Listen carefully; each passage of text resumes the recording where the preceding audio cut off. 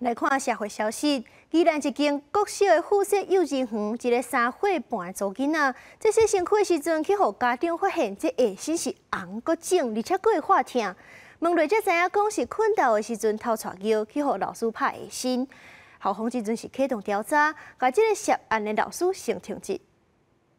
在宜兰某一间国小的附设幼稚园，发现敢若是虐待儿童性侵的案件。有一位3岁半的查某囡仔，家长甲伊洗身躯时阵，发现伊的下体红骨肿。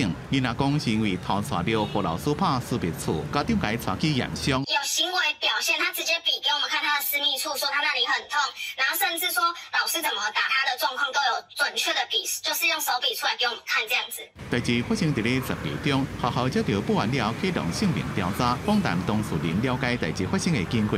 11月初6开性病委员会，涉案的老师暂时停聘，等待调查结果。被害女学生是暂时调离原班，案件进入司法调查，县政府也进行行政督导。一般来讲，启动调查，那就会静候停聘，静候调查。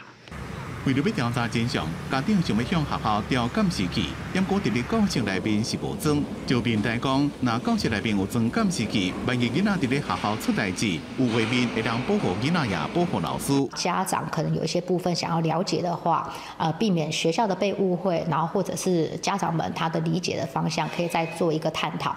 那我觉得监视器的设置是保护着彼此，也保护着孩子。